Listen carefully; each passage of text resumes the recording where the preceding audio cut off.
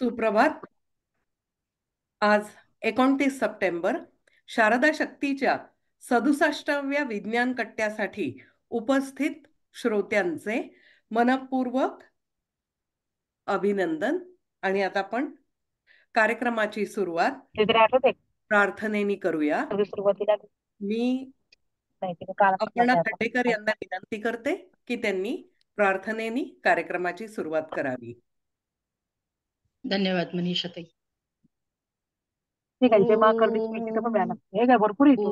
पूर्णमद चिकट पूर्णमिदं पूर्णात् पूर्णमुदच्यते पूर्णस्य पूर्णमादाय पूर्णमेवावशिष्यते ईशावास्यमिदं सर्वे यत्किञ्च जगत्यां जगत् तेन त्यक्तेन भुञ्जीथा मा गृधः कस्य स्विद्धनम् विद्याञ्च यस्तद्वेदो भयं सः अविद्यया मृत्युं तीर्त्वा विद्ययामृतमश्नुते सर्वे भवन्तु सुखिनः सर्वे सन्तु निरामयाः सर्वे भद्राणि पश्यन्तु मा कश्चित् दुःखभाग् भवेत्. ओम शांति शांति शांति. धन्यवाद Aparnatai.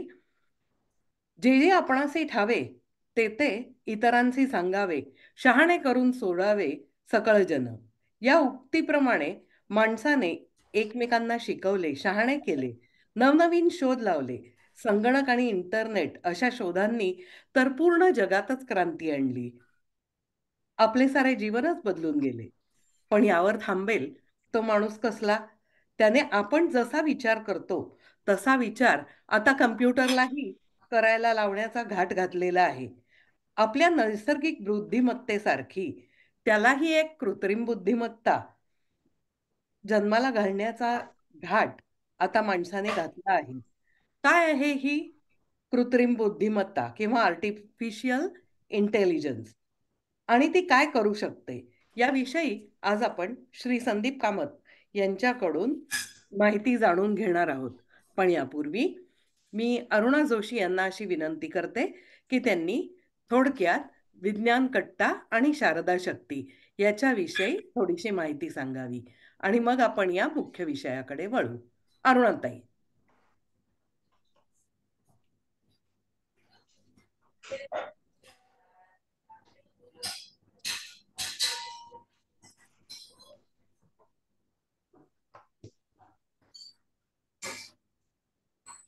Arunatai.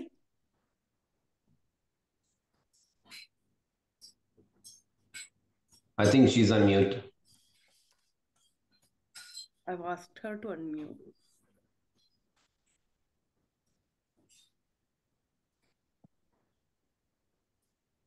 Yeah, I can see she's on mute.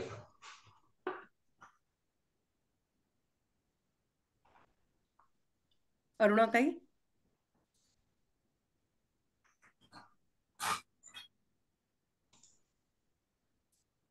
Sharda शक्ती ही एक NGO आहे. ती विज्ञान भारती यांची महिला विंग आहे. गेल्या 10 वर्षापासून आपण शारदा शक्तीचा विज्ञान कट्टा हा उपक्रम चालवतोय, ज्याच्यामध्ये करंट सायन्सशी रिलेटेड विविध सब्जेक्ट्स हाताळले जातात. पहिले 50 कट्टे झाल्यानंतर त्यातील काही निवडक कट्ट्यांविषयी आपण संवाद विज्ञानाशी हे पुस्तकही प्रदर्शित केलं होतं. त्यातील आजचा कट्टा हा विशेष आहे अशासाठी की आज आपले स्पीकर हे पहिल्यांदाच इंटरनॅशनल स्पीकर आहेत. त्यामुळे आपण असं म्हणू शकतो की विज्ञान कट्टा आज इंटरनॅशनल इव्हेंट झालेला आहे. तर या कट्ट्याची सुरुवात करताना मी जे आपले आजचे वक्ते आहेत त्यांची ओळख करून देते.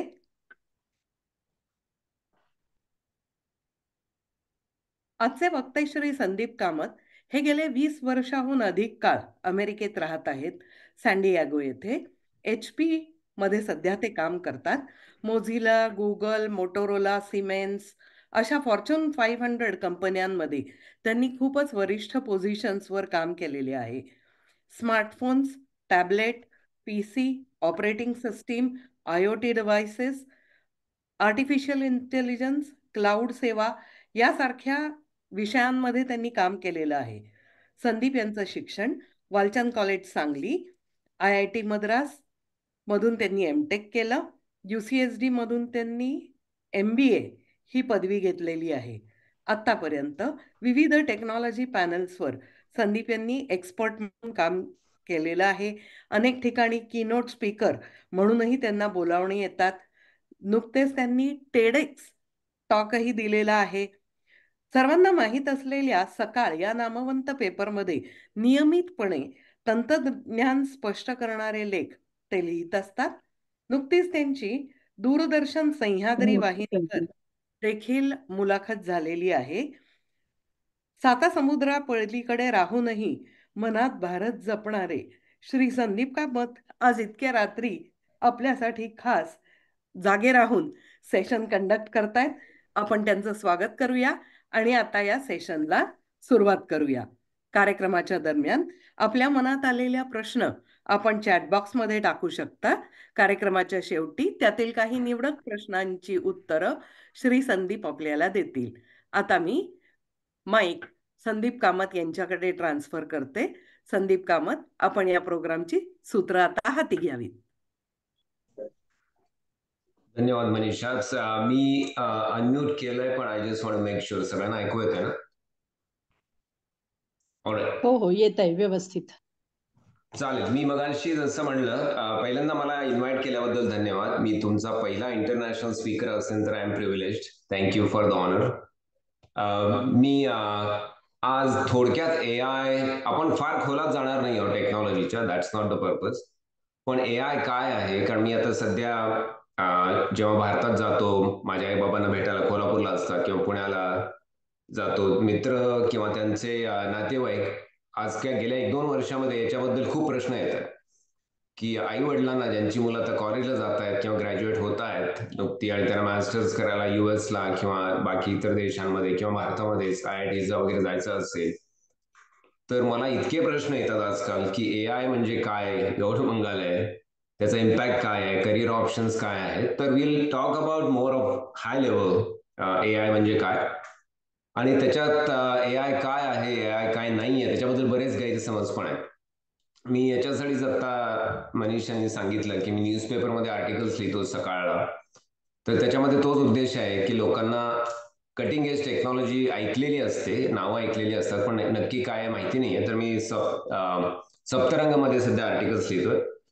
तर त्यासाठीच मी थोडी माहिती जमवली होती या टाईपच्या एक्सप्लेनरसाठी. तर ती आपण, मी आता पहिले काही स्लाइड स्किप करतो.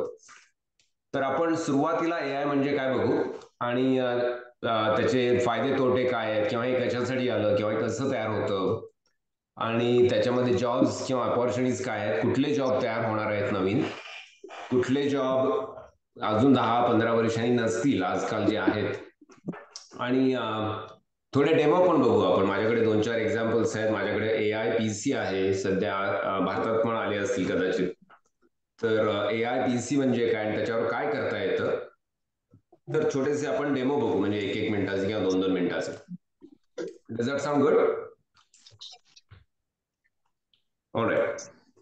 तर सुरुवातीला AI म्हणजे काय, तर बऱ्याचदा काय होतं की AI आणि आतापर्यंतचं प्रोग्रामिंग म्हणजे कम्प्युटर्स याच्यामधला मोठा फरक हा आहे की इफ देन एल्स नावाचं प्रोग्रामिंग अल्गोरिदम असतं नॉर्मली, की कम्प्युटरला आपण इन्स्ट्रक्शन देतो.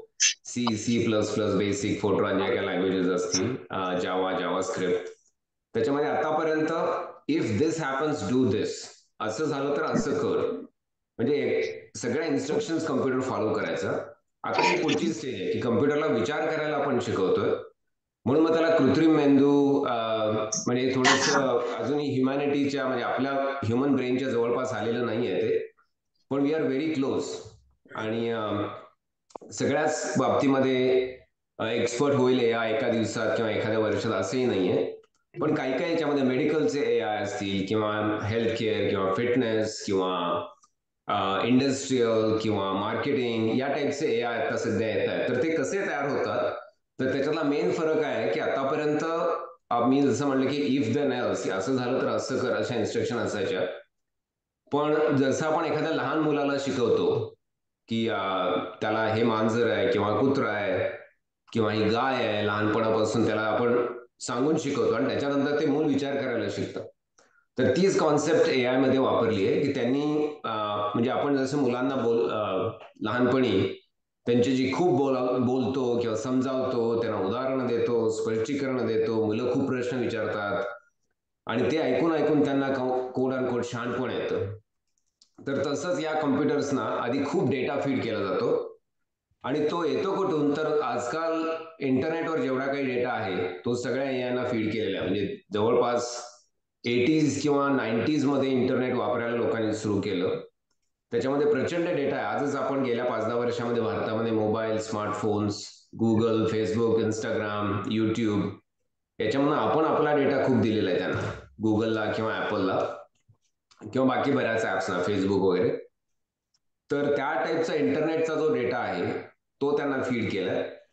त्याशिवाय विकिपीडिया म्हणजे इंटरनेटचाच भाग आहे हा, युट्यूब किंवा न्यूज किंवा टेड टॉक्स याच्यामध्ये व्हिडिओ आणि त्याचं ट्रान्सक्रिप्ट, व्हिडिओमध्ये काय बोललं जातं, कॅप्शन्स. काही प्रश्न होता का? कोणाचा माईक चालू आहे? ओके. तर त्याच्यामध्ये प्रचंड भर झाली काही वर्षामध्ये आणि याच्यामध्ये सामूहिक माहिती म्हणजे पब्लिक डेटा तर असतोच, पण आजकाल आपला वैयक्तिक डेटा, प्रायव्हेट डेटा पण फेसबुक किंवा सोशल मीडियामुळे त्याच्यामध्ये जातोय. तर या सगळ्याचं आपण शेवटी बघू की एक करिअर फील्ड आहे ते डेटा सायन्स.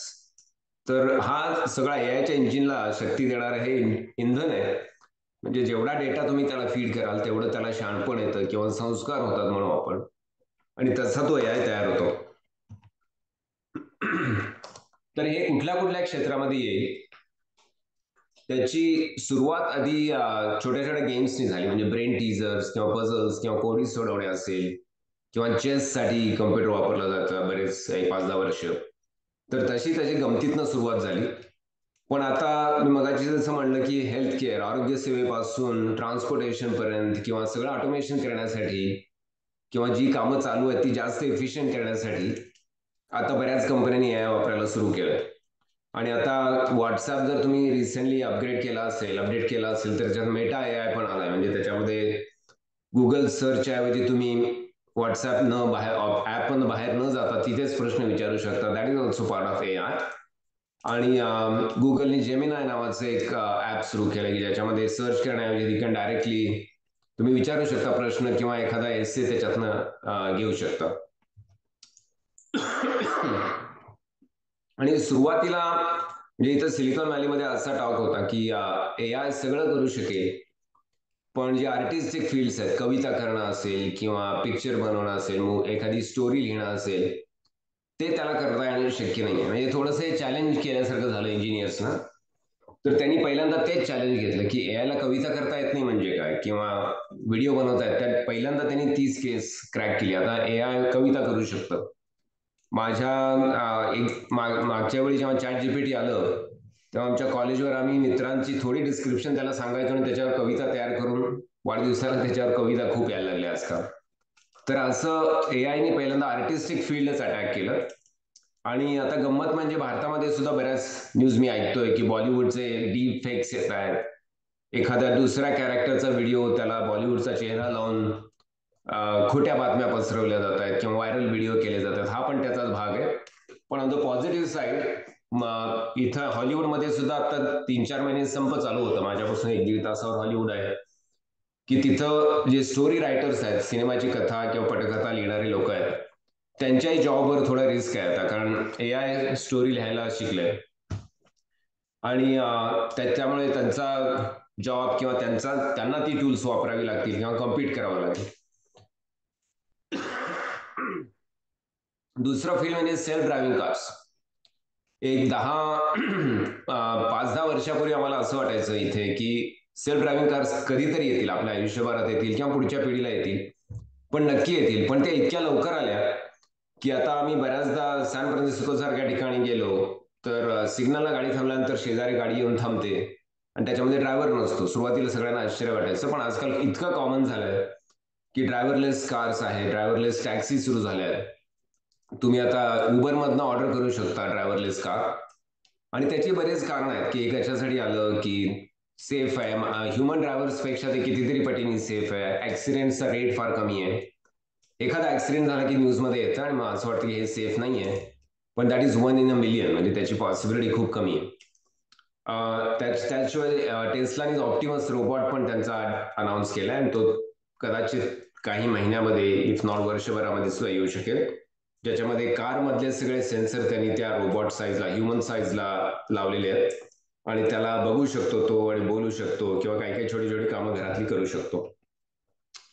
बायोटेक हे सगळ्यात महत्वाचं आहे मला वाटतं यातलं फील्ड, की गुगलनी डायबिटीसमुळे जे अंधत्व येतं लोकांना ते टाळण्यासाठी त्याचं अगदी म्हणजे डायबिटीस झाल्यानंतर आपल्याला ब्लड टेस्ट मधनं कळतो, पण ते होऊ शकेल याच्या शक्यता फक्त रेटिना स्कॅन करून सांगता येते. तर त्यांनी या स्टेज पर्यंत आलेले आहेत. आणि शिवाय खूप इथं कॅन्सर रिसर्च पण चालू आहे. म्हणजे there will be lot of good things. बऱ्याच गोष्टी चांगल्या होत आहेत. अर्थात ते डीप फेक किंवा या खोट्या बातम्या वगैरे ते सगळे आता कॉम्प्युटरचे व्हायरस जसे लोक तयार करतात किंवा हॅक करतात तसं थोड्याफार डाऊन साईड्स आहेत, पण बऱ्याच चांगल्या गोष्टी AI मुळे लवकर येतील. आणि आपल्याला म्हणजे मी असं लिहिलंय कुठल्या कुठल्या क्षेत्रामध्ये येईल, पण आपल्याला अजूनही माहिती नाही आहे, मला माहिती नाही आहे, बऱ्याच एक्सपर्टना माहिती नाही की पुढे काय होऊ शकेल. पण ही सगळी थोडीफार अर्ली सायन्स आहेत म्हणा किंवा लक्षणं आहेत की ह्याच्यामध्ये खूप इंटेलिजन्स अजून यायचं बाकी. कारण ही फक्त आता सुरुवात आहे. आणि जसं मला आठवत 97-98 मध्ये मी दिल्लीमध्ये काम करत होतो आणि माझ्याकडे मोबाईल फोनचा प्रोजेक्ट होता. तेव्हा स्वित्झर्लंडची कंपनी होती आणि मोबाईल माझ्याकडे होता तो बघायला लोक यायचे की कसा दिसतो, कसा असतो. आणि तेव्हा लोक म्हणायचे की भारतात येणं कधीच शक्य नाही, सगळ्यांच्याकडे लँडलाईन येतील फार तर, पण मोबाईल येणं शक्य नाही कारण आपल्याकडे गरजच नाही आहे लोकांना. आपण सगळे असे म्हणजे जवळच्या एरियामध्येच काम करतो, त्याच एरियात सगळे नातेवाईक असतात, मोबाईलची एवढी गरज नाही आहे. पण आज भारतात बघितलं तुम्हाला सगळ्यांना माहिती आहे की सगळ्यांच्याकडे मोबाईल आहे, एक एक दोन दोन पण आहेत. तर आज असं वाटतं की AI अजून खूप लांब आहे किंवा ड्रायव्हरलेस कार्स खूप लांब आहेत, पण कदाचित पुढच्या 2-4-5 वर्षामध्ये सगळीकडे येऊ शकतील. आणि याचं इंडिकेशन म्हणजे एक सायंटिस्ट किंवा इंजिनियर म्हणून बघितलं तर एखाद्या फील्डमध्ये किती प्रोग्रेस चालू आहे तर त्याच्यातले पेटंट्स किती फाईल होत आहेत ह्याच्यावरनं कळतं. हा ग्राफ जर तुम्ही बघितलात तर AI रिलेटेड पेटंट्स जी होती 94 पासून हा ग्राफ ट्रॅक केलेला आहे.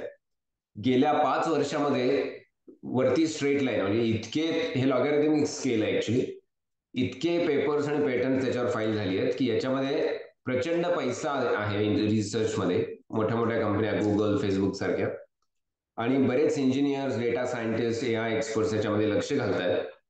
आणि त्याचबरोबर बरेच प्रोग्रेस पण झाला, म्हणजे कम्प्युटिंग फास्ट झालेलं आहे, सुपर कम्प्युटर्स खूप अवेलेबल आहेत. NVIDIA सारखी कंपनी GPUs म्हणजे फास्ट कम्प्युटर्स, ग्राफिक्स कम्प्युटर्स बनवते. या सगळ्याचं कल्मिनेशन, एक परिणाम म्हणजे खूप रिसर्च पण वाढलेलं आहे. आणि कुठल्या कुठल्या क्षेत्रामध्ये येईल असं मी मगाशी म्हणलं तर तुम्ही याच्यामध्ये बघू शकता. हा रिसर्च बऱ्यापैकी अग्रीमेंट आहे सगळ्या रिसर्चमध्ये.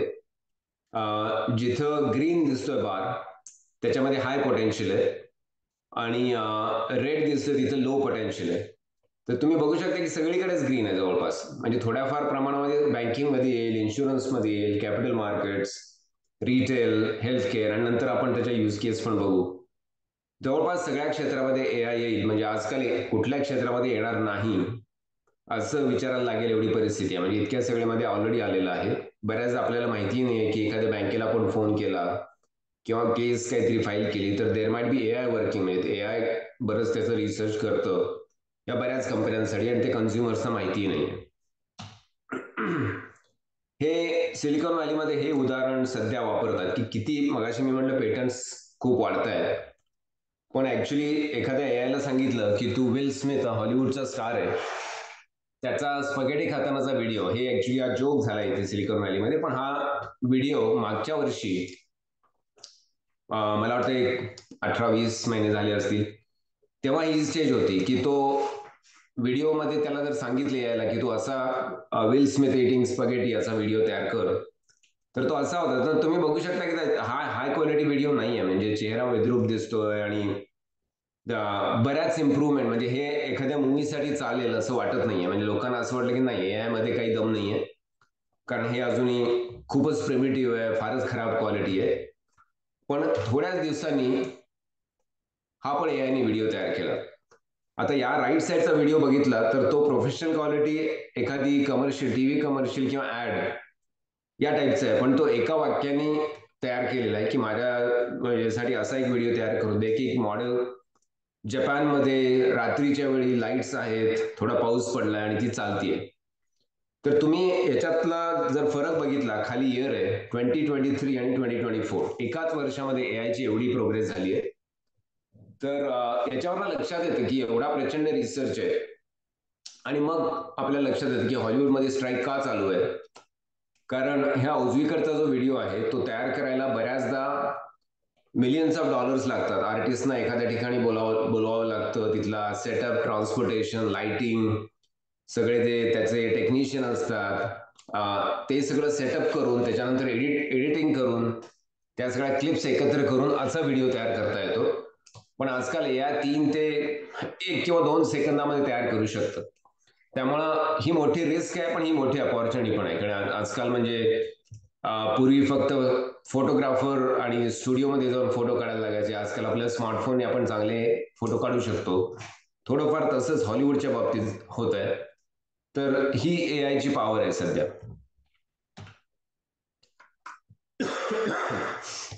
तर एआय मध्ये सध्या सगळ्या मोठ्या कंपन्या जवळपास टेक्नॉलॉजी मध्ये आलेल्या आहेत, आणि ही 4 अजूनही 6-7 फ्रंटियर मॉडेल्स म्हणजे जी सगळ्यात जास्त ऍडव्हान्स्ड आहेत. तर गुगलने आता जेमिनी आहे त्यांचं मॉडेल, त्यांचं एक ऍप आहे ते आता सध्या. ओपन एआय सगळ्यात सध्या पुढे आहे, पण ती छोटी स्टार्टअप आहे. मायक्रोसॉफ्टने इन्व्हेस्ट केलेलं आहे त्याच्यामध्ये. लामा जे आहे खालचे पर्पल कलर मध्ये, ते मेटा म्हणजे फेसबुक, मार्क झकरबर्गचं मॉडेल आहे ते. आणि क्लॉड हे अँथ्रॉपिक नावाची कंपनी आहे. तर ही जवळपास आजकाल आपण म्हणतो की फोन घेतला तर ऍपलचा घेतला का अँड्रॉइड घेतला. सध्या 2 आहेत म्हणजे मोठे प्लॅटफॉर्म. तसं आजकाल काही दिवसांनी किंवा आताही सध्या लोक विचारतात की एआय कुठलं बेस्ड आहे, गुगलचं मॉडेल आहे का, ओपन एआयचं आहे का, क्लॉड आहे का, लामा आहे. आणि याच्यामध्ये बिलियन्स ऑफ डॉलर्स, मग अशी मी म्हणलं की अख्खं इंटरनेट त्यांनी धुंडाळून सगळं नॉलेज जमवलेलं आहे. आणि ते जवळपास सगळे नेक टू नेक आहेत. म्हणजे सगळी मॉडेल्स दर 3 महिन्याला हा नंबर 1 आहे, हे मॉडेल नंबर 1 आहे, असं चालू आहे. आता मी मगाशी म्हणलं तशी एआयची काही आपण उदाहरणं बघूया. तर एआय कुठल्या कुठल्या क्षेत्रामध्ये येईल, मी ऑडिओ, हे व्हिडिओ चालू करताना ऑडिओ येतोय का बघतो, 1 minute.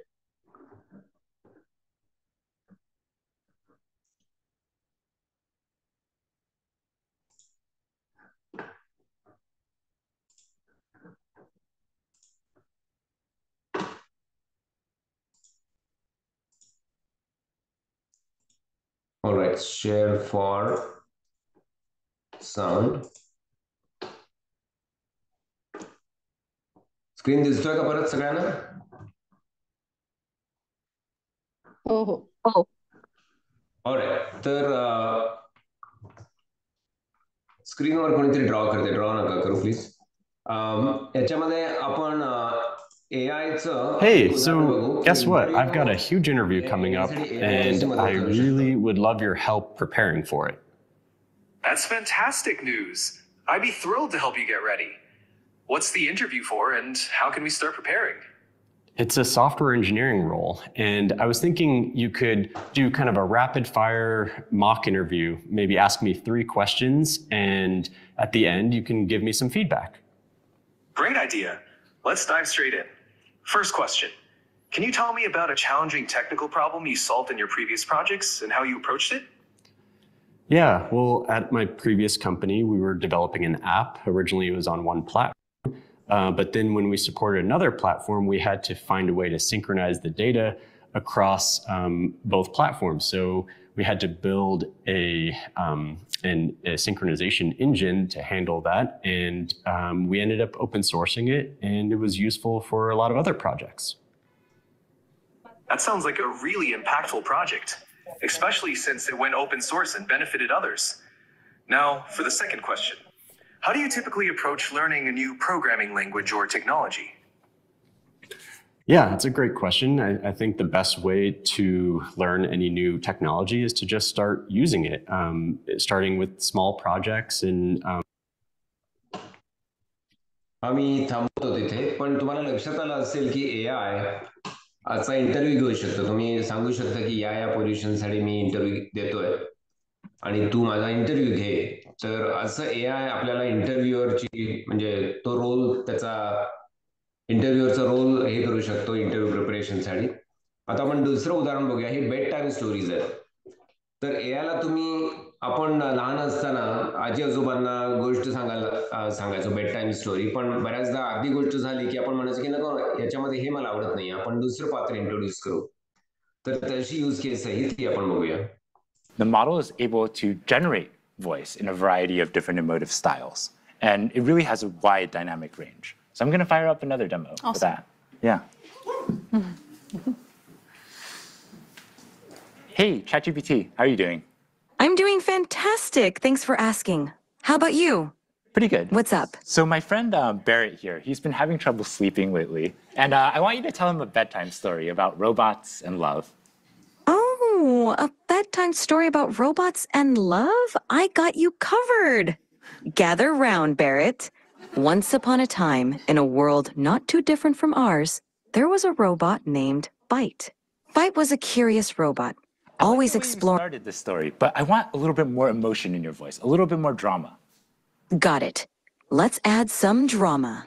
Once upon a time, in a world not too different from ours, there was a robot named Byte. No, ChatGPT. I really want maximal emotion, like maximal expressiveness, much more than you were doing before. Understood. Let's amplify the drama. Once upon a time, in a world not too different from ours, there was a robot named Byte. Okay, मी पूर्ण video नाही run करत, पण तुम्हाला लक्षात आलं असेल की एआयचे म्हणजे पूर्वी हे गुगल किंवा हे सिरी किंवा अलेक्सा अशी पहिल्यांदा एक कीवर्ड टाकायला लागायचा, पण आता आपण समोरासमोर बसून बोलल्यासारखं आपण त्याच्याशी संभाषण करू शकतो. तिसरं म्हणजे टीचर्स आणि स्टुडंट. आजकाल बरंच क्रिटिसिझम असं की पर्सनलाइज लर्निंग नाही आहे. म्हणजे एखाद्या मुलाला शिकण्याची जी स्टाईल असते आणि टीचरची शिकवण्याची स्टाईल असते ते 50-60 मुलं क्लासमध्ये असतील तर प्रत्येकाला पर्सनलाइज करून सांगता येत नाही. पण एआयमुळे ती शक्यता आहे आणि एआय ट्युटर म्हणून काम करू शकतो. तर ते त्याचं उदाहरण आहे. Hi, my name is Sal Khan. I'm the founder of Khan Academy, and I'm also the author of a new book about artificial intelligence in education called Brave New Words. And OpenAI invited myself and my son Imran here to try out some of their new technology. And so we're curious about how good it might be at tutoring someone in math on Khan Academy. So let's get it started. It's loading up. All right, make sure it can see our screen. Actually, in this form. Hello there.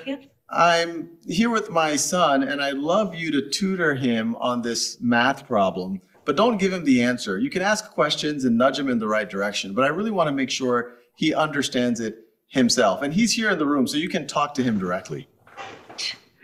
Of course, I'd be happy to help. Let's look at the problem together. Can you first identify which sides of the triangle are the opposite, adjacent, and hypotenuse relative to angle alpha? All right, so I'm pretty sure this is the angle alpha right here, right? Perfect. That's correct. Now, looking at the triangle, which side do you think is the hypotenuse? Really, Remember the hypotenuse? I'm not totally sure. I think it might be this one, but I really am not sure. This side AC. You're close. Actually, side AC is called the adjacent side to the angle alpha. The hypotenuse is the longest side of a right triangle and is directly opposite the right angle.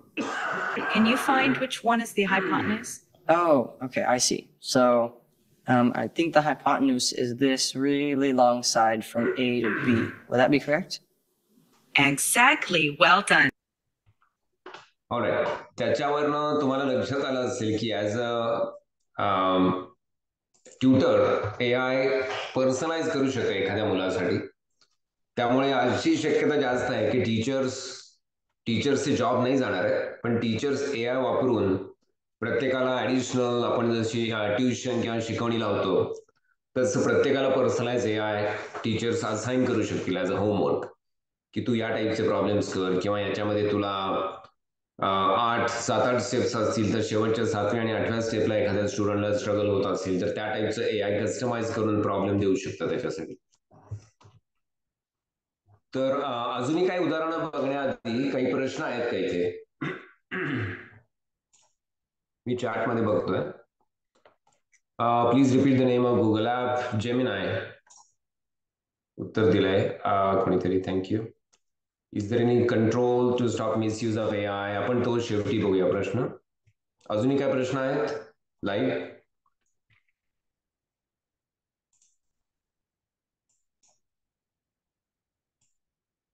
Everybody steel here? सगळ्यांना ऐकू येत आहे? हो. Yes, येते. चालेल, काही प्रश्न असतील तर यू कॅन कीप ॲडिंग. आपण पुढचं. Hey, so Hi, my guess name is what? Sal Khan. I'm the founder of. बाकीची दुसरी उदाहरणं आपण बघू. तुम्ही कदाचित ही बघितली असतील, पण AI मुळे हा अमेरिकेमध्ये खूप मोठा प्रॉब्लेम येतो. बऱ्याचदा खूप देशातले लोक इथे येतात आणि त्यांना ऍक्सेंट असतो किंवा बऱ्याचदा त्यांना इंग्लिश पण येत नसतं, तर ते किंवा इथले लोक जेव्हा युरोपमध्ये जातात तर तिथे फ्रेंच किंवा जर्मन लोकांना इंग्लिश येईल याची गॅरंटी नाहीये. काही काही डीप ईस्टर्न युरोपियन कंट्रीजमध्ये इंग्लिश तर नाहीच आहे. तर हा एक भाग आहे की तुम्ही ट्रॅव्हल करताना ट्रान्सलेशन लागतं किंवा ऑफिसच्या मीटिंग्स असतात आणि विशेषतः जपान किंवा कोरियामधल्या लोकांना इंग्लिश येत नाही, तर ते बऱ्याचदा ट्रान्सलेटर घेऊन मीटिंग करावी लागते. आणि तिसरं म्हणजे एखादा इन्फ्लुएन्सर असतो इंस्टाग्राम किंवा युट्यूबवर आणि त्याला जर वेगळ्या देशामध्ये रीच करायचं असेल, ऑडियन्स वाढवायचा असेल, तर आपण जसे साऊथ इंडियातले पिक्चर डब करून बघतो, पण त्याच्यामध्ये आपल्याला दिसतं की लिप सिंक वेगळं वाटतं त्याचं. एखादा तमिळ पिक्चर हिंदीमध्ये आला तर आपल्याला हिंदी डायलॉग कळतात पण त्यांचं लिप सिंकिंग होत नाही. तर हा प्रॉब्लेम AIने सोडवलाय की तुम्ही एखादं व्हिडिओ जर स्पॅनिशमध्ये केला असेल तर तो ऑटोमॅटिकली इंग्लिशमध्ये तर होतोच, पण त्याच्याबरोबर लिप मुवमेंट पण त्यांची सिंक होते. असं वाटतं की तोच माणूस इंग्लिशमध्ये बोलतोय. Mi lengua materna es el español, pero fíjate, ahora también puedo hablar inglés a través del doblaje automático de IA. Mis labios se sincronizan con la traducción y todo. Es increíble. Qué cool poder conectar con personas y audiencias que hablen inglés. My native language is Spanish, but check it out. Now I can also speak English through AI automatic dubbing. My lips are synchronized with the translation and everything. It's amazing how cool to be able to connect with people and audiences who speak English. तर याच्यातनं त्या माणसाने एकदाच video केला होता स्पॅनिशमध्ये आणि AIला feed केल्यानंतर AIने तो इंग्लिशमध्ये ट्रान्सलेट केला. त्याच माणसाच्या आवाजामध्ये इंग्लिश आवाज त्याच्यामध्ये टाकला. त्याच माणसाचे लिप्स परत रेकॉर्ड न करता ऑटोमॅटिकली लिप सिंक केले. दुसरं उदाहरण, एखादा मोठ्या कंपनीमध्ये, बऱ्याच मल्टीनॅशनल कंपन्यांमध्ये हा प्रॉब्लेम येतो. बघा, मी जसं म्हटलं की जॅपनीज किंवा कोरियन किंवा चायनीज त्यांचं live translation. Pavan told me, Andy, check this out. We can actually translate our voices in real time here in Teams using Azure Cognitive Services. 您可以从多达40种目标语言中进行选择，从而使用母语进行学习和工作。Told me, did you see that? Yeah, man, that was cool. How'd you do that? It's easy to turn on. All I have to do is go to the More button over here and turn on live captions. Once I've done that, I can हे Microsoft teams मध्ये आलेलं आहे. तिसरं उदाहरण actually 2च दिवसापूर्वी mark झकरबर्गने दाखवलं. त्याच्याकडे त्यांनी जो गॉगल घातलाय तो रेबॅन मेटा रेबॅनचे गॉगल्स आहेत, त्याच्यामध्ये AI आहे आणि त्याच्यामध्ये मायक्रोफोन पण आहे. आणि तुम्ही जर त्या आता व्हिडिओ केल्यानंतर कळेल की त्याच्यामध्ये कानामध्ये हेडफोन्स नाही आहेत, पण तो जो गॉगल आहे त्याच्या ज्या साईड्स आहेत त्याच्यामध्ये बोन कंडक्शन ऑडिओ आहे, म्हणजे तुमच्या कानाजवळचं जे हाड आहे त्याच्यातनं आवाज ट्रान्समिट होऊन तुम्हाला कानात ऐकू येतो, पण तो ट्रान्सलेट पण होतो. I am about to have a conversation with Brandon Moreno, former UFC flyweight champion of the world, where he is speaking Spanish and I am speaking English. All right, Brandon, you want to come out here and show us this? Starting live translation from Spanish to English. Hey, ¿cómo estás? ¿Cómo está tu rodilla? ¿Has vuelto a entrenar? Hey, how are you? How is your knee back training? Doing well. Knee is doing well. It feels strong. I'm ramping up training. How are you doing? Are you getting ready for your next fight? Haciendo bien. La rodilla está haciendo bien y sentirse fuerte. Estoy aumentando el entrenamiento. ¿Cómo estás? ¿Te estás preparando para tu próxima pelea? Sí, estoy listo. Awesome. Yes, I am ready. Increíble. तर हे live translation मी मगाशी जसं म्हटलं ट्रॅव्हलला किंवा मीटिंगमध्ये तुम्ही त्या glasses घालून कुठल्याही माणसाची कुठल्याही भाषेमध्ये बोलू शकता आणि त्या माणसाला त्या भाषेमध्ये ऐकू येतं. अर्थात हे शक्य पण आहे. 2-3 वर्षापूर्वी आम्ही सगळे फॅमिली, आम्ही वाईफ, 2 मुलं, आम्ही ब्राझीलला गेलो होतो म्हणजे पॅन्डेमिकच्या आधी, आणि तिथे एक पराची नावाचं एक मोठं छोटंसं बेट आहे पण अतिशय पॉप्युलर आहे ते. तर त्या गावामध्ये त्या आयलंडवर कुणीच इंग्लिश बोलत नव्हतं. तर आम्ही गुगल ट्रान्सलेट वापरून म्हणजे तिथलं टॅक्सीवाले किंवा बाहेरचे दुकानदार किंवा इव्हन आमचे हॉटेल ज्यांच्या घरी आम्ही राहिलो तिथं होमस्टे आहेत त्यांच्याशी आम्ही जवळपास आठवडाभर गुगल ट्रान्सलेटमधनं बोलायचं आणि ते त्यांच्या पोर्तुगीजमध्ये बोलायचे. असं झालेलं म्हणजे आम्हाला असं वाटलंच नाही की आम्ही आठवडाभर एका कुठल्या तरी दुसऱ्या देशाच्या छोट्याशा गावात राहिलो होतो. आता तरी अजून सोपं झालं म्हणजे आपल्याला फोन धरायची गरज नाहीये. गॉगल लावून you can talk to anybody. आता आपण पुढची उदाहरणं बघूया.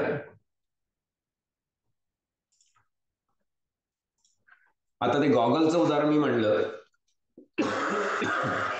तर एआयला ट्रान्सलेट टेक्स्ट बेस सगळं करता येतं. म्हणजे आपण टाईप केलं की त्याला ट्रान्सलेट करता येतं, त्याचा अर्थ कळतो.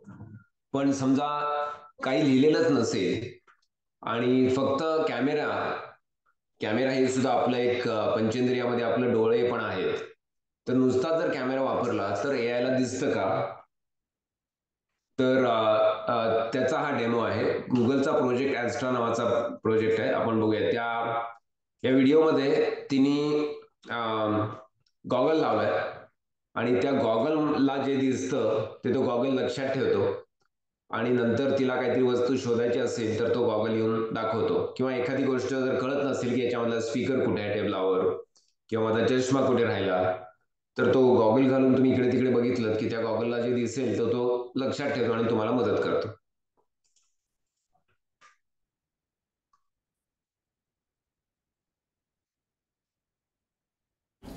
Okay, let's do some tests.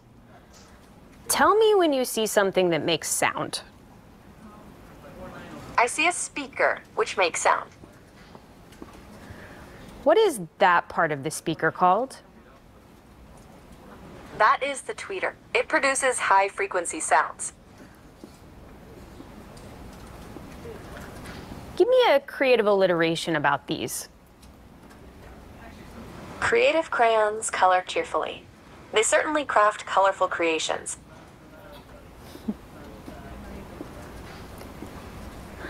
What does that part of the code do? This code defines encryption and decryption functions. It seems to use AES-CBC encryption to encode. Me video मुद्दाम pause केला. एखादा computer code असेल, programme लिहिलेला असेल, तर तो माणसाला म्हणजे मी जर कोड बघितला किंवा कोणी प्रोग्रामरनी बघितला तर त्याला 1-2-4 मिनिटं लागतात की हा कोड काय करतोय बघायला, पण ते अर्ध्या सेकंदामध्ये त्यांनी ओळखले हा एन्क्रिप्शन आणि डिक्रिप्शनचा कोड आहे. म्हणजे इतकं powerful Code and decode data based on a key and an initialization vector, IV. That's right.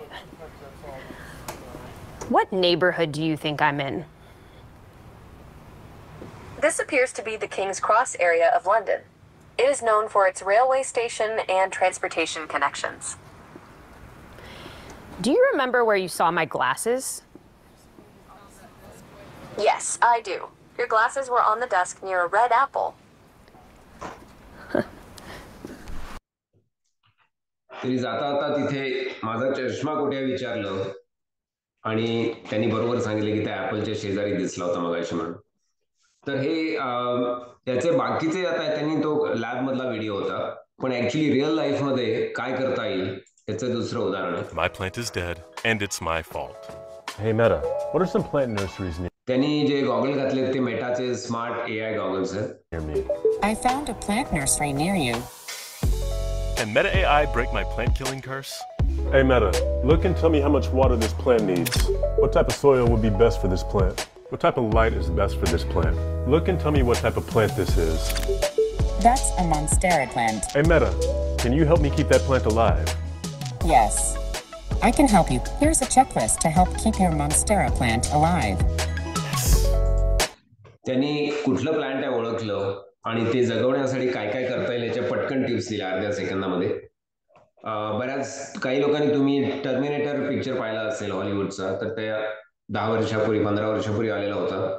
अर्थात सगळं इमॅजिनरी होतं त्याच्यात, पण समोर जर माणूस आला खूप वर्षांनी तर आपल्याला बऱ्याचदा आठवत नाही की हा माणूस कोण आहे, पण या ग्लासेसनी आपल्याला कळू शकते की तुम्ही 15 वर्षापूर्वी हा तुमचा क्लासमेट होता आणि त्याचं नाव हे होतं आणि त्याचा बद्दलचा एखादी दुसरी आठवण पटकन तुमच्या ग्लासेस मध्ये हॉलोग्राम सारखी येईल.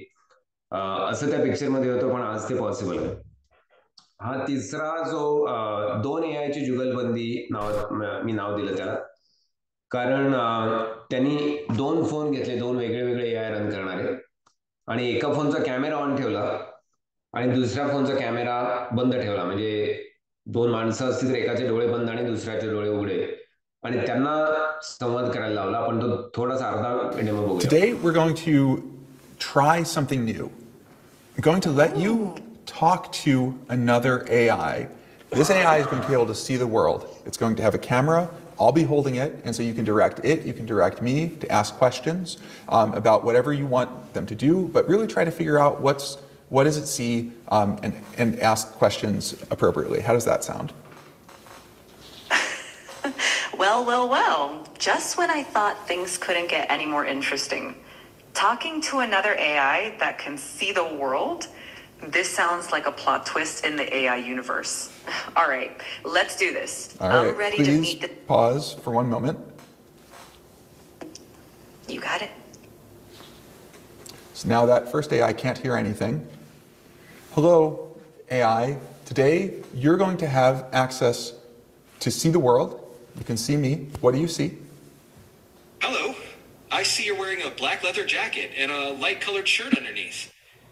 Great. You're in a room with some unique lighting. That is all correct. Now, what I'm going to want you to do is there's going to be another AI who's going to talk to you.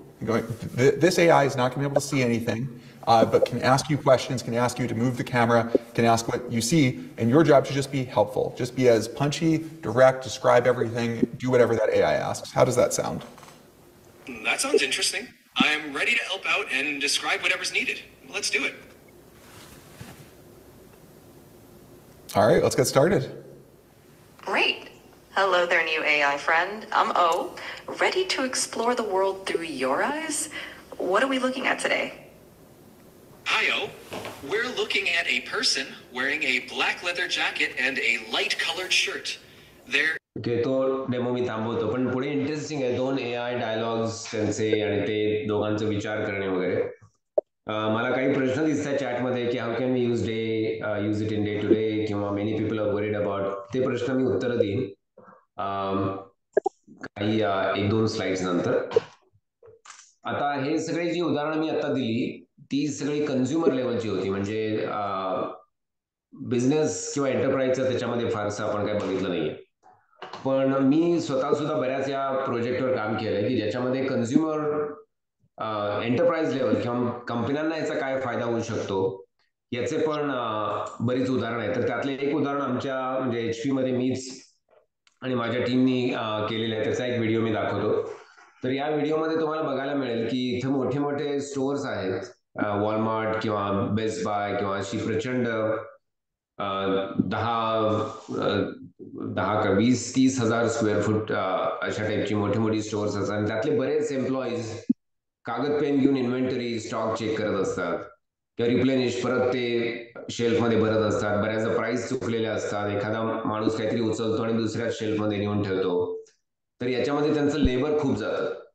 तर हा जो project आहे तर त्याच्यामध्ये आम्ही कॅमेरे लावून सगळ्या शेल्फमध्ये रिटेल स्टोअरमध्ये मोठ्या रिटेल स्टोअरमध्ये जी काही इन्व्हेंटरी आहे ती कॅमेरा मधल्या AIनी ट्रॅक केली आणि एखादी वस्तू उचलली आउट ऑफ स्टॉक झाली की लगेच मॅनेजरला अलर्ट जातो की या गोष्टी संपल्यात, सिरियल संपली आहे किंवा राईस संपला, यू नीड टू रिप्लेनिश, किंवा त्याचे प्राइस चेंज झाली किंवा प्राइस चुकलीच लावली असेल किंवा एखाद्या माणसाने एखादा प्रॉडक्ट घेऊन दुसऱ्या शेल्फमध्ये ठेवला. तर हे सगळं इन्स्टंटली कॅमेरा चेक करून सांगू शकतो. म्हणजे तुम्ही बघू शकता की 10-15 लोकांचे जॉब गेले तिथे एखाद्या मोठ्या स्टोअरमध्ये, कारण कॅमेरा ॲक्युरेटली करू शकतो. दुसऱ्या स्टोअरला कम्युनिकेट करून सांगू शकतो की तुमच्याकडचा एक्स्ट्रा स्टॉक इकडे पाठवा. तर there are lots of possibilities. तर त्यातलं हे एक उदाहरण.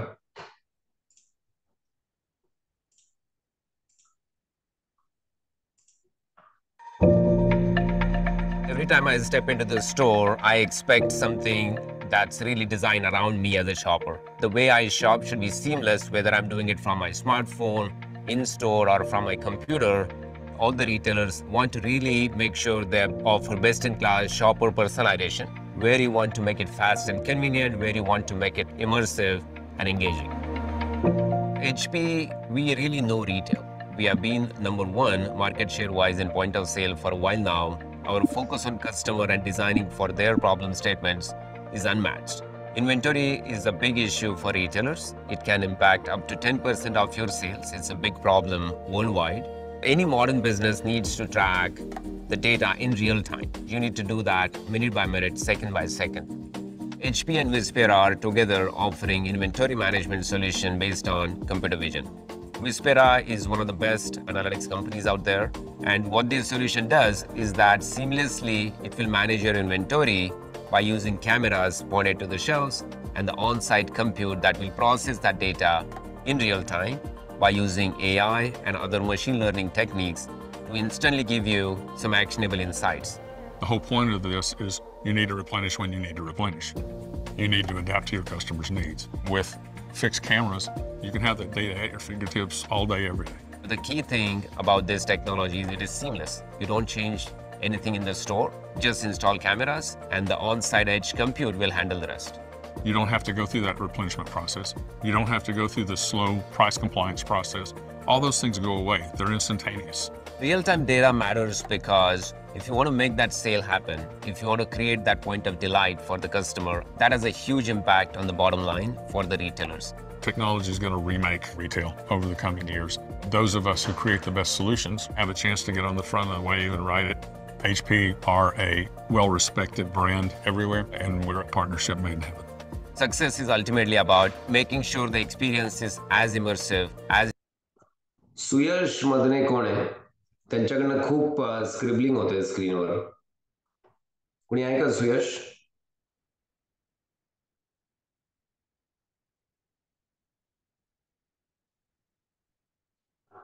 सुयश कोणी आहे ऑडियन्स मध्ये? मध्ये स्क्रिबल होत आहेत खूप. I think they left.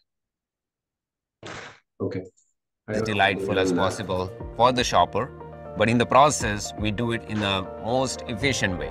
We'll be happy to create the future together. Alright, तर याच्यावरनं तुम्हाला लक्षात आलं असेल की इंडस्ट्रीयल मध्ये सुद्धा त्याचे खूप म्हणजे ऍडव्हान्सेस झालेले आहेत आणि त्याच्यावर रिसर्च अजूनही चालू आहे. बरेच त्याच्यामध्ये पॉसिबिलिटीज आहेत ज्या अजूनही पूर्ण वापरल्या पण गेल्या नाहीये. आता मगाशी कोणीतरी प्रश्न विचारला की याच्यामुळे कुठले जॉब्स इम्पॅक्ट होतील. आणि किंवा क्रिएट पण होतील. तर आपण त्याची काही उदाहरणं बघूया. म्हणजे कस्टमर सर्व्हिस रिप्रेझेंटेटिव्ह किंवा रिसेप्शनिस्ट या टाईपचे जे जॉब आहेत तर AI आजकाल हँडल करू शकतं. मगाशी आपण कॉन्व्हर्सेशन बघितलं त्याचं AIचं. तर एखादा फोन घेण्यासाठी रिसेप्शनिस्टचं काम असेल किंवा ऍडमिनिस्ट्रेटिव्हची जे कामं असतील त्यातली बरीचशी कामं म्हणजे पूर्ण जॉब जातील असं नाही, पण they have to use the tools. की त्यांना पूर्वी मी असं ऐकलं की आता माझ्या जन्माच्या आधी पण काही वेळा कॅल्क्युलेटर नसायची, तेव्हा मॅथमॅटिशियन बसलेले असायचे, बऱ्याच स्टॅटिस्टिशियन म्हणायचे त्यांना. तर आजकाल तसे जॉब नाही आहेत, कारण कॅल्क्युलेटर्स आहेत, कम्प्युटर्स आहेत. तसं थोडंफार अकाउंटिंगमध्ये होईल, रिसेप्शनिस्ट किंवा बुक कीपर्स, मीटिंग नोट्स. आता मग मी उदाहरण दाखवू शकतो तुम्हाला की एखाद्या मीटिंगमध्ये तुम्ही उशिरा जॉईन झालात तर तुम्ही विचारू शकता की माझं आतापर्यंत काय काय मिस झालं, तर त्याचं पटकन तुम्हाला समरी येऊ शकते. हा प्रकार पुन्हा कोणीतरी करतंय. दर्शन कोण आहे?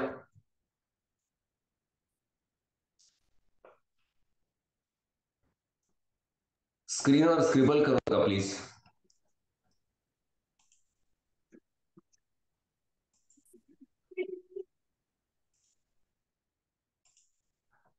ओके. क्वालिटी कंट्रोल किंवा लिगल कॉन्ट्रॅक्ट रिव्ह्यू. बऱ्याच लॉयर्सना आता भीती वाटते की त्यांचे जॉब किती राहतील, किती जातील, कारण लिगल डॉक्युमेंट वाचून पटकन त्याच्यावर कॉमेंट देऊ शकतं AI. आणि मार्केट रिसर्च अर्थातच. याच्यामध्ये नवीन जॉब पण क्रिएट होतील. AI इंजिनियर्स, ऑफकोर्स हे सगळं AI वर चाललंय. AI प्रॉडक्ट मॅनेजर्स, AI एथिक्समध्ये म्हणजे बायसेस AI मध्ये काही नसावेत म्हणून एथिक्ससाठी, गव्हर्नमेंटला गाईड करण्यासाठी गव्हर्नमेंट पॉलिसी ॲडवायझर लागतील, कारण बऱ्याच गव्हर्नमेंटमध्ये जर AI आलं तर त्याच्यामध्ये कोणावर अन्याय होण्याची पण रिस्क आहे. तर ती होऊ नये म्हणून बायस कोणाचा राहू नये त्याच्यासाठी बरेच जॉब्स क्रिएट होतील. पर्सनलायझेशनसाठी होतील. मल्टी मॉडेल म्हणजे लिहून पण बघता येईल किंवा व्हिडिओमधनं सुद्धा AI करता येईल किंवा कॉन्व्हर्सेशन मध्ये AI करता येईल, त्याचे इंजिनियर्स किंवा डिझायनर्स लागतील. तर याच्यामध्ये बरेच जॉब्स क्रिएट होणार आहेत. पूर्वी मी शाळेत असताना भारतात बँकेतल्या लोकांना भीती वाटायची की कॉम्प्युटर आले तर आपले जॉब जातील. पण आता आपल्याला माहिती आहे की कॉम्प्युटर सगळीकडे वापरले जातात आणि त्याच्यामध्ये जॉब वाढले, नवीन वाढले, इनफॅक्ट बँकिंगच वाढलं. त्यामुळं असंही होऊ शकतं की नवीन जॉब इतके क्रिएट होतील की जुने जॉबपेक्षाही ते भरून आणखी लोक कमी पडतील, पण त्याच्यासाठी रिस्किलिंग करायला लागेल. मगाशी हा पण प्रश्न आला की याचे धोके काय आहेत, किंवा बऱ्याच लोकांना they are worried about losing their jobs. तर याच्यामध्ये धोके आहेत आणि नक्की त्याच्यावर कामही चालू आहे. डीप फेक्स, मगाशी मी म्हणले की बॉलिवूडचे काही चेहरे वापरून डीप फेक व्हिडिओ तयार झाले आणि त्याच्यावर बरेच केसेस पण झाल्या, कोर्ट केसेस, किंवा कोणाचे तरी खोटे आवाज वापरून, अमिताभ बच्चनचा आवाज वापरून बरेच TV कमर्शियल्स कोणीतरी खोट्या काढल्या. असे धोके आहेत. मी मगाशी म्हटलं बायस, तर बायसचं एक मोठं उदाहरण, बरीच उदाहरण आहेत, पण एक मोठं उदाहरण म्हणजे ही मुलगी या फोटोमधली. तिचं नाव आहे जॉय बिलॉमिनी. ती MIT इथली जी युनिव्हर्सिटी आहे तिथं रिसर्चर होती. 10-12 वर्षापूर्वीची गोष्ट आहे. आणि त्यावेळी फेस रेकग्निशन सॉफ्टवेअर वरच काम चाललं होतं.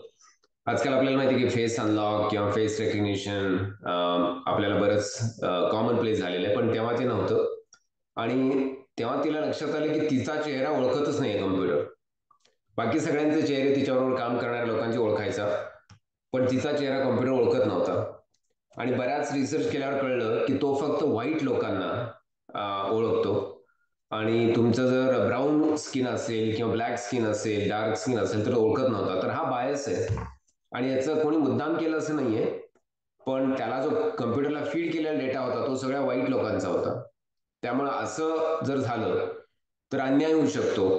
UK मध्ये बरीच केसेस पण झाल्या की त्यांनी लिगल केसेसमध्ये म्हणजे क्रिमिनल शोधण्यासाठी AI वापरलं. पण आता AI ला जर कळलं की एका विशिष्ट प्रकारच्या स्किन कलरचे लोक गुन्हेगार असतात, तर ती पॉसिबिलिटी जास्त आहे. जर 2 सस्पिशियस वाटत असतील लोक, संशयित म्हणतो आपण मराठीत, तर त्यातला तो एका टिपिकल स्किन कलरच्या माणसाला म्हणायचं की हा सेफ आणि हा नाही आहे, कारण त्याला डेटा तसा फीड झालेला होता. तर असे लिगल किंवा बायसचे इश्यूज असू शकतात. आणि मगाशी मी म्हणले की एथिक्सचा प्रश्न आहे मोठा, त्यामुळे त्याच्यामध्ये पण मोठं काम करायला लागेल. हॅल्युसिनेशन्स होऊ शकतात, कारण AI म्हणजे अर्थातच ह्युमन ब्रेन नाहीये. हॅल्युसिनेशन म्हणजे अर्थात काहीतरी त्याला आभास होतात, आणि बऱ्याचदा असं मी AI मध्ये काम करताना बघतो की विचित्र उत्तर देतं ते. मराठीमध्ये आपण त्याला बरळणे म्हणतो. तर असं होऊ शकतं की काहीतरी विचित्र उत्तर मध्येच येऊ शकतं. एखादा % होऊ शकतं, पण ते होऊ शकतं. रॉंग पर्सुएजन म्हणजे एखाद्या माणसाला चुकीची उत्तरं दिली आणि त्याला चुकीच्या मार्गाला लावलं, असं होऊ शकतं. कारण AI जर तुमचा डॉक्टर असेल किंवा थेरपिस्ट असेल आणि त्यांनी तुम्हाला चुकीच्या मार्गाला लावलं, ते सगळे रिस्क आहेत आणि बराच इंटरेस्टिंग एरिया आहे तो, पण त्याच्यावर पण काम चालू आहे.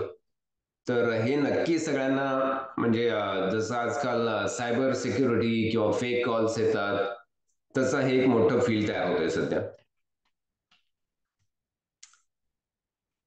ओके, डेमोज मी बघितले, पण आता मला वाटतं आता मी पॉज करीन आणि तुमचे प्रश्न काय असतील तर आपण बघू, आणि मी बाकी माझ्याकडे AI PC जो आहे त्याच्यावरचे मी डेमो दाखवू शकतो. मग आतापर्यंत काही प्रश्न आले आहेत का मनीषा?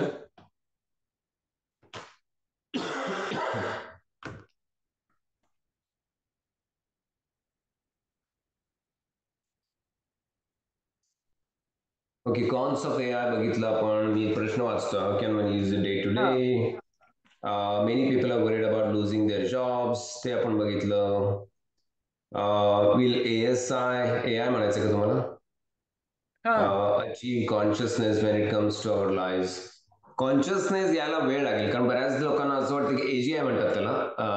तर देर इज अ पॉसिबिलिटी, पण वी आर स्टील अवे, कारण त्याच्यासाठी अजूनही म्हणजे इंटरनेटवरचा data is not human life. बऱ्याच गोष्टी आहेत की ज्या त्याला अजूनही ट्रेन केलेल्या नाहीये.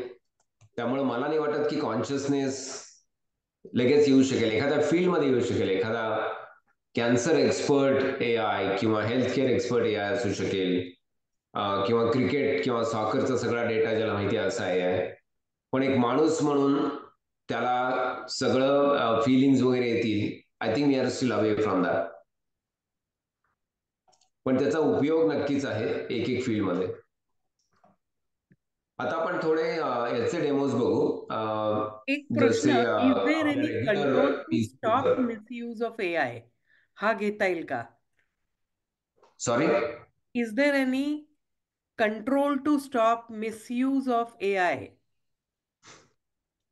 Control is definitely possible. त्याच्यासाठी मगाशी मी 4 कंपन्या म्हणलं की गुगल आहे, मेटा आहे किंवा अँथ्रॉपिक, या कंपन्यांनी असं एकत्र येऊन सुरू केलंय की याच्यामध्ये रेग्युलेशन आणायला हवंय.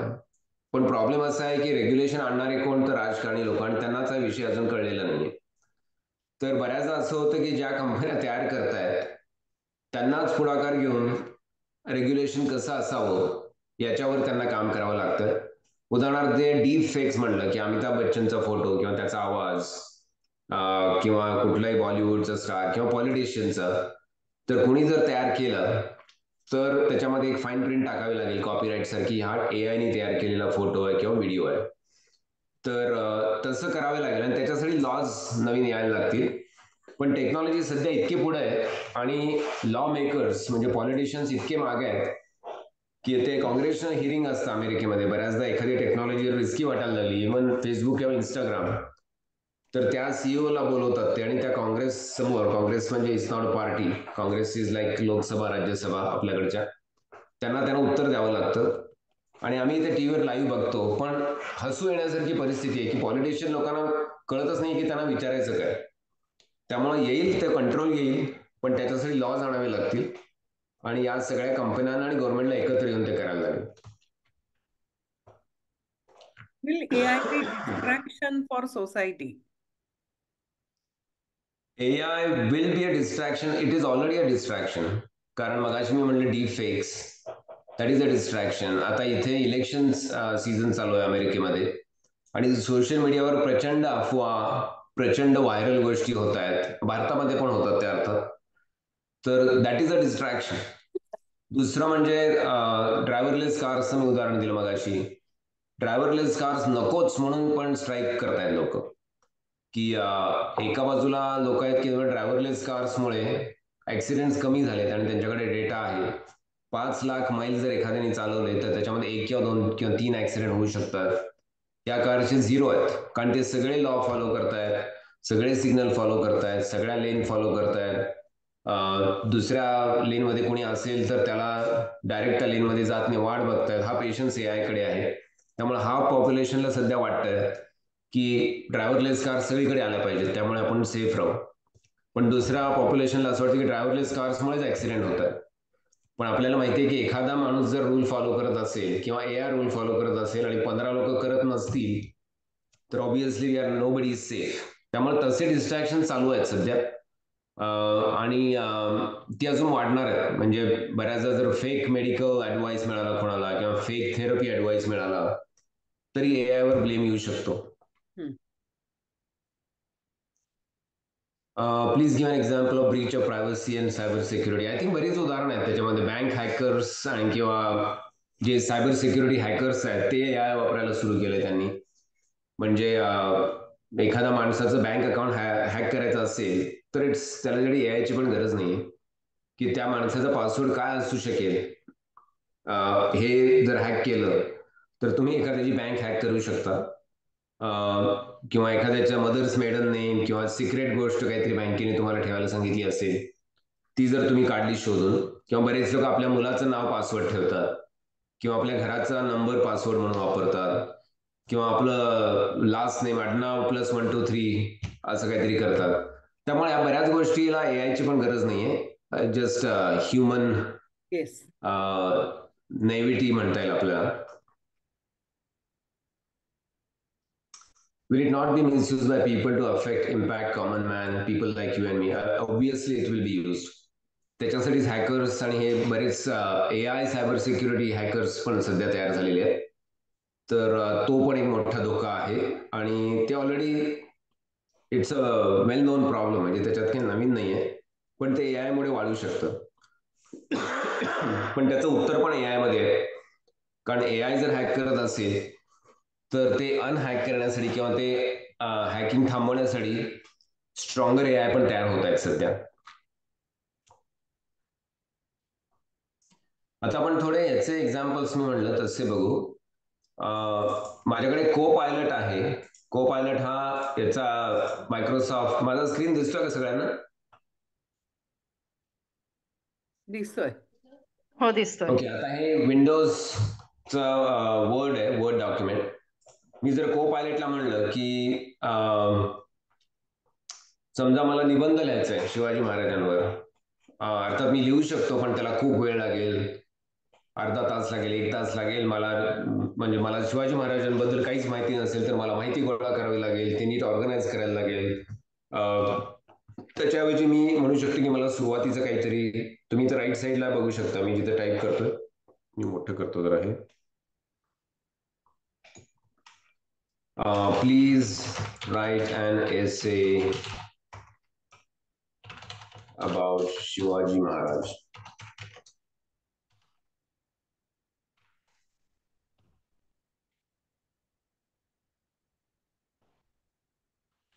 आता मी लिहायला सुरू केलं. आता मी काय करू शकतो, हा कॉपी करून मी डायरेक्ट हा माझा एसेची पहिली टेम्पलेट तयार झाली. माझा अर्धा 1 तास इथेच वाचला. अर्थात हे मला सगळं वाचून बघायला लागेल की हे करेक्ट आहे का, कारण या दरवेळी करेक्ट असेल असं नाहीये. पण मोस्ट लाईकली त्यांनी माहिती जी गोळा केलेली असते ती इंटरनेटवरनं काढलेली असते. इंटरनेटवर सगळं खरं असेल असंही नाहीये, त्यामुळे तेही चेक करायला लागेल. पण समजा 2 वेळी आपण बघितल्या शिवाजी महाराज, असं म्हणूया Chhatrapati Shivaji Maharaj was a prominent Indian ruler and founder of Maratha empire. म्हणजे जनरली ते योग्य लिहिलेलं आहे. पण मला असं आता लक्षात आलं की अरे हा मराठीत पाहिजे होता. तर मी त्याला सांगू शकतो की please translate this in Marathi.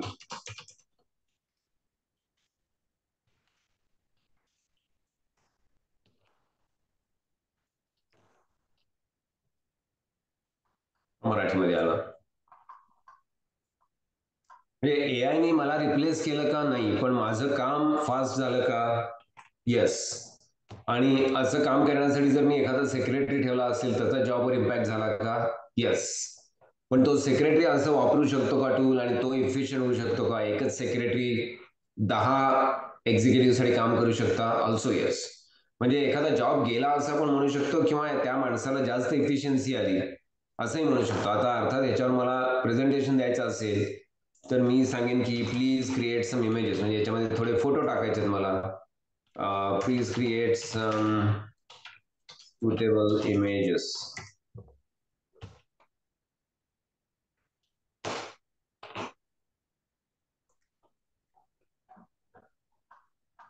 आता तो इमेज AI इमेज करू शकेल. डाली नावाचं एक मॉडेल आहे, खाली इथं नाव लिहिलेलं आहे पॉवर्ड बाय डाली 3.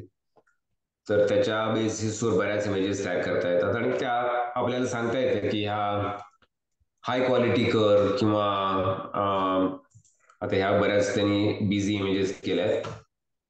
Make an image about Shivaji Maharaj.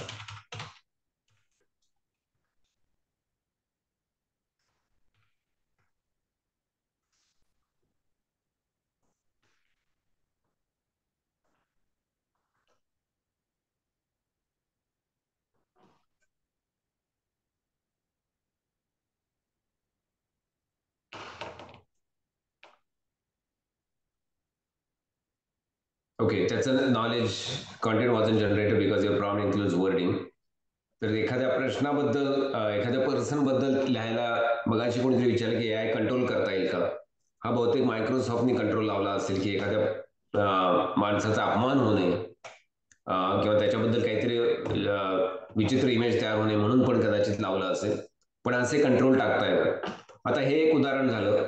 समजा मला नवीन जॉब मिळालेला आहे आणि आता मी AI बद्दल प्रेझेंटेशन करतोय, तर मी पॉवर पॉइंट ओपन करून असं म्हणू शकतो, help me make a presentation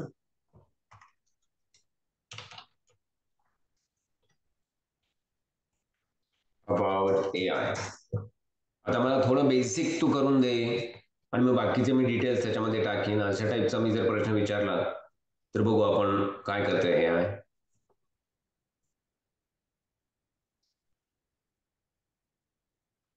आणि हे चालू आहे तर हे पण मी सांगतो की ईमेल जवळपास 350-400 ईमेल येतात रोज ऑफिसमध्ये. ते वाचत बसायला सुद्धा वेळ नसतो. तर मी यायला विचारू शकतो की आजच्या इम्पॉर्टंट ईमेल काय आहेत. तर या 5 इम्पॉर्टंट आहेत किंवा याचं या ईमेलची समरी सांग, तर 2-3 वेळेमध्ये समरी सांगतं. आता हे AI बद्दल मी प्रेझेंटेशन विचारलं, त्यांनी 1 ते 13 स्लाइड्स मला करून दिल्या आणि तुम्ही बघू शकता की याच्यामध्ये सगळ्या इमेजेस टाकून पूर्ण व्यवस्थित प्रेझेंटेशन केलेलं आहे. आपण हे बघू शकतो इथे. प्रेझेंटेशन ओव्हरव्ह्यू टाकलेला आहे. त्याच्यानंतर व्हॉट इज AI, डेफिनेशन. यातला मी एकही शब्द त्याला सांगितला नाहीये, पण त्यांनी जी काय माहिती इंटरनेटवरून त्याला ट्रेन केलेली होती, टाइप्स ऑफ AI ऍप्लिकेशन्स. तर अर्थात हे एक्झॅक्टली मला हवं होतं तसं नसेल प्रेझेंटेशन, पण मी बदलू शकतो. पण तुम्ही बघू शकता की त्यांनी ऍक्च्युली इमेजेस पण छान वापरलेत AI साठी. तर माझं अर्ध्यापेक्षा जास्त जर काम झालं तर मी जास्त इफिशियंट होऊ शकेन, असं AI कडे बघायला हरकत नाहीये. आणि असंच आपल्याला म्हणजे आता समजा एक्सेल मध्ये आपल्याला हे करायचं असेल की एखादी नवीन स्प्रेडशीट तयार करायची असेल आणि मला सुचत नसेल की मी काय करू. उदाहरणार्थ मला आपण हे आधी सेव्ह करू. मी त्याला सांगू शकतो की क्रिएट अ स्प्रेडशीट. मला जर घरचा हिशोब ठेवायचा असेल monthly, create a spreadsheet for monthly home expenses.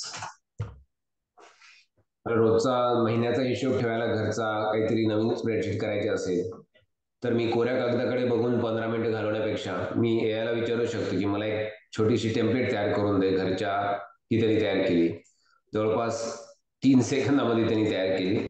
आणि जर मी इकडे कॉपी केली ती,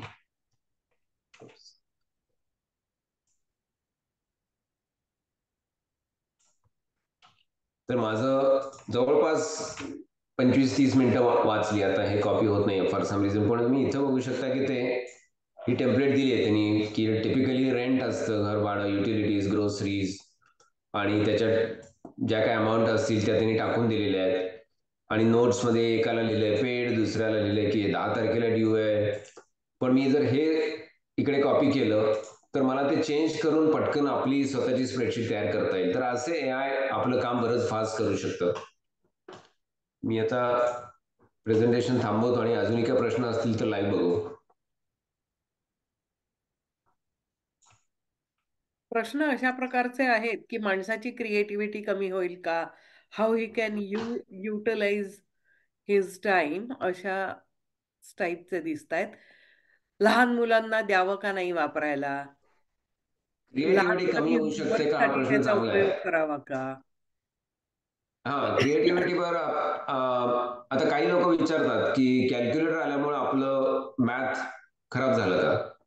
आता त्याचं उत्तर ज्याच्या त्याच्यावर आहे की काही लोकांना असं वाटतं की कॅल्क्युलेटरमुळे माझं मॅथ चांगलं झालं कारण मी फालतू कॅल्क्युलेशन मध्ये वेळ जात नाही, मी ऍडव्हान्स कॅल्क्युलस घेतो आणि स्टॅटिस्टिक्स घेतो. पण काही लोकांना असं झालं की आता मला साधी साधी गणितं पण करता येत नाही, सारखं कॅल्क्युलेटर लागतं. गुगल मॅप्समुळे लोकांना पत्ते लक्षात राहत नाहीत, लोक मॅपमध्ये टाकून जातात. फोन नंबर आजकाल, लहानपणी मला फोन नंबर पाठ असायचे सगळ्यांचे, आजकाल आपल्याला आपल्या घरच्या लोकांचे सुद्धा फोन नंबर पाठ नसतात, फोन काढून आपण डायल करतो. तर थोडा ॲबिलिटीज आपल्या कमी होणार आहेत, पण तेवढा ब्रेनचा भाग जर रिकामा झाला तर maybe we can learn something new, की नवीन स्किल्स. आताच्या लहान मुलांना पटकन मोबाईल दाखवला की वापरता येतो, ते आपल्याला येत नव्हतं, ती ॲबिलिटी त्या मुलांना येते. पण असं म्हणजे निगेटिव्हली बघू शकतो आपण की काही ॲबिलिटी जातील आपल्या, पण तेवढी ब्रेनमध्ये जर रूम तयार झाली तर आपण नवीन स्किल शिकू शकतो. बरोबर. मला असं वाटतं आता आपला टाइम, जो झूम मीटिंगचा आहे तो पण संपत आलेला आहे. आत्ता ह्या 1.25 तासाच्या मीटिंगमध्ये आपलं असं लक्षात आलेलं आहे की AI हे एक इतकं मोठं फील्ड आहे आणि त्याची व्याप्ती जी आहे ती दिवसेंदिवस वाढतच आहे. सगळ्यांनी कम्प्युटर हे आपण आधी असं वाटत होतं की शिकलं तरी चालेल का, नाही शिकलं तरी चालेल का, मोबाईल वापरला तरी चालेल का, नाही वापरला तर काय होईल. पण आता सगळीकडे कम्प्युटर, मोबाईल हे आपल्या जीवनाचे जीवनावश्यक गरजांमध्येच ॲड झालेले पार्ट्स आहेत. तसंच काही वर्षातच AI हाही आपल्या जीवनाची एक जीवनावश्यक गरज होऊ शकेल, अशी पॉसिबिलिटी आत्ता आपल्या सगळ्यांच्याच लक्षात आली असेल.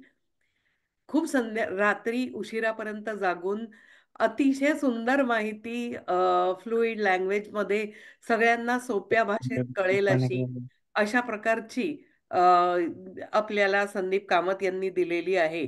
याबाबत यासाठी शारदा शक्तीतर्फे मी संदीप कामत यांचे आभार मानते आणि अपर्णा खांडेकर यांना अशी विनंती करते की आता त्यांनी शांती मंत्रांनी या सभेची सांगता करावी. नक्कीच. सर्वे भवन्तु सुखिनः, सर्वे सन्तु निरामयाः, सर्वे भद्राणि पश्यन्तु, मा कश्चित् दुःखभाग् भवेत्. ओम शांती शांती शांती. सगळ्यांना विनंती आहे की सगळ्यांनी आपले 1 मिनिटाकरता कॅमेरे ऑन करा, म्हणजे मला एक ग्रुप फोटो घेता येईल.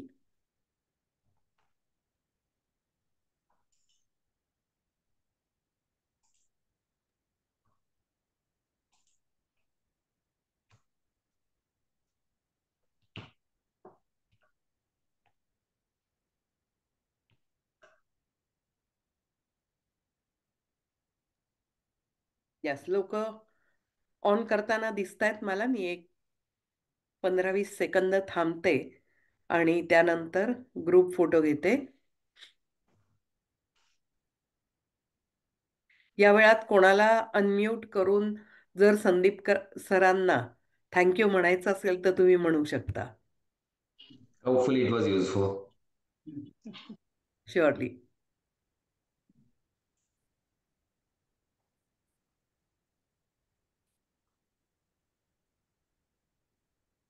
Thank you, Sandeep.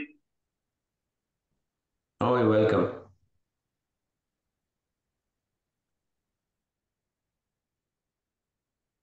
Thank you Sandeepji. खूप छान सुंदर लेक्चर होतं. खूप माहिती मिळाली. थँक्यू.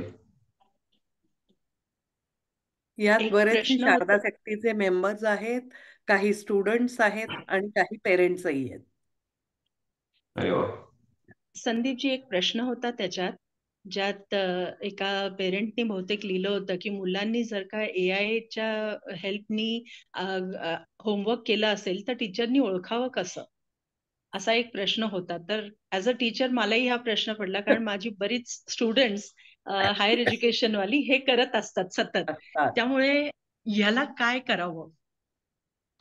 हा प्रश्न चांगला आहे. मी हाच प्रश्न माझ्या मुलाच्या हायस्कूल टीचरना विचारला होता. कारण पेरेंट टीचर मीटिंग मध्ये इथल्या हायस्कूलमध्ये हा मोठा प्रॉब्लेम आहे अमेरिकेतल्या. अर्थात तुम्ही म्हणलं भारतामध्ये पण आहे. तर सगळ्यांना ही टूल अवेलेबल झाली आहे.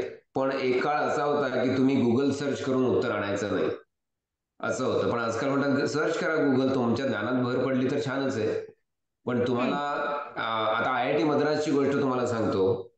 सगळ्यात टफ ज्या टेस्ट होत्या आमच्या त्या ओपन बुक टेस्ट होत्या. ज्याला टीचर म्हणायचे की तुम्ही बुक शेजारी ठेवा आणि टेस्ट सोडा. आम्हाला त्याची भीती वाटायची की याचा अर्थ इतकी हार्ड असणार आहे टेस्ट की त्या पुस्तकाचा काही उपयोग नाहीये. तर तसं होऊ शकतं की तुम्हाला ऍज अ टीचर आजकाल बरीच टूल्स आली आहेत. आता US मध्ये कॉलेजसाठी ऍप्लिकेशन करताना तुम्हाला एसे लिहायला लागतात. ते एसे सुद्धा AI लिहू शकतं, तुमच्यापेक्षा चांगले लिहू शकतं. पण ते AI मध्ये काही जे बझवर्ड्स आहेत ते वापरणारे टूल्स आलेली आहेत कॉलेजकडे. त्यामुळे त्यांना पॉसिबिलिटी कळते की 50%, 80%, 90% तुम्ही हा AI ने लिहिलेलं आहे. तर ते कॅच करणारी टूल्स पण आलेली आहेत. मग अशी मी जसं म्हणलं की काट्याने काटा काढायचा, तसं AI साठी AI चेच टूल्स आहेत. हॅक करणाऱ्या लोकांची टूल्स AI ची झाली की ती प्रिव्हेंट करण्यासाठी टूल्स पण AI आहेत. तर त्याच्यामध्ये म्हणून वॉटर मार्किंग वगैरे आलेलं आहे की एखादं उत्तर AI ने दिलं असेल तर त्याच्यामध्ये फाईन प्रिंट येते. आणि बऱ्याचदा AI म्हणते की माझं नॉलेज याच्या पुढे नाहीये. आता हा जोक होता का खरी आहे गोष्ट माहिती नाही, पण कोणीतरी मुलांनी तेच कॉपी करून लिहिलं आणि ते वाक्य पण त्याच्यात लिहिलं की माझा डेटा संपला, जे AI म्हणतं. त्यामुळे असे कॅच झालेले पण बरेच प्रकार आहेत. तर हा प्रॉब्लेम होणार आहे आणि त्याला इलाज नाही, म्हणजे त्याच्यासाठी टूल्स वापरूनच ते कॅच करायला लागेल. बरोबर. आणि त्यामुळे मला असं वाटतं की पुढे जाऊन रिटन एक्झाम पेक्षा वर्बल, ओरल, समोरासमोर जास्त वाढतील. कारण तुम्ही AI म्हणजे unless you are wearing some smart glasses, तर असंही होऊ शकेल की तुम्ही इंटरव्ह्यूला ग्लासेस घालून यायचं नाही. असंही होऊ शकेल पुढे. हो हो बरोबर. धन्यवाद.